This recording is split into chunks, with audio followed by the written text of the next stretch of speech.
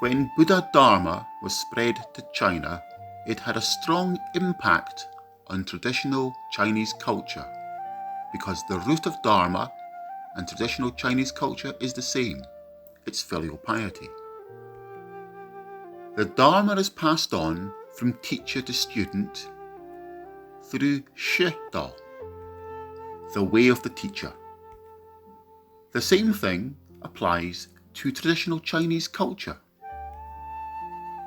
The way of the teacher must be built upon the foundation of filial piety, without which there will be no way of a teacher. Hence, to revive traditional culture, we must revive filial piety first. The core of traditional Chinese culture comprises the 5 moral relationships, 5 constants, and the 4 anchors and 8 virtues. We need to earnestly practice them and begin from ourselves. If we can't truly practice them, we aren't able to influence others.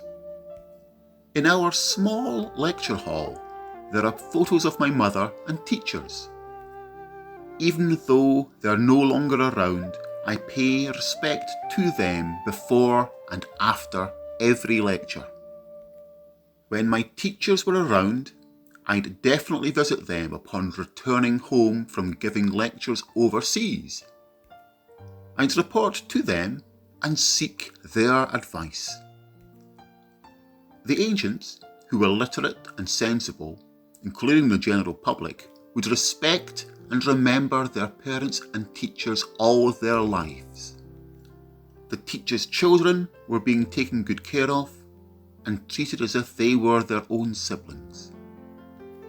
Nowadays, people don't value such relationships, not even with their own siblings. They don't compromise with each other, and even go to the extent of bringing property and inheritance issues to court. What a shame! This brings disgrace to their parents. How could they do this? It's terribly unfilial. Siblings go to court to fight over property. When there's no filial piety, the way of a teacher doesn't exist too. Without the way of a teacher, as I've mentioned earlier, truly good teachers will no longer be found. This is a huge loss for society. Culture is the soul of a nation, and education is the culture's vitality.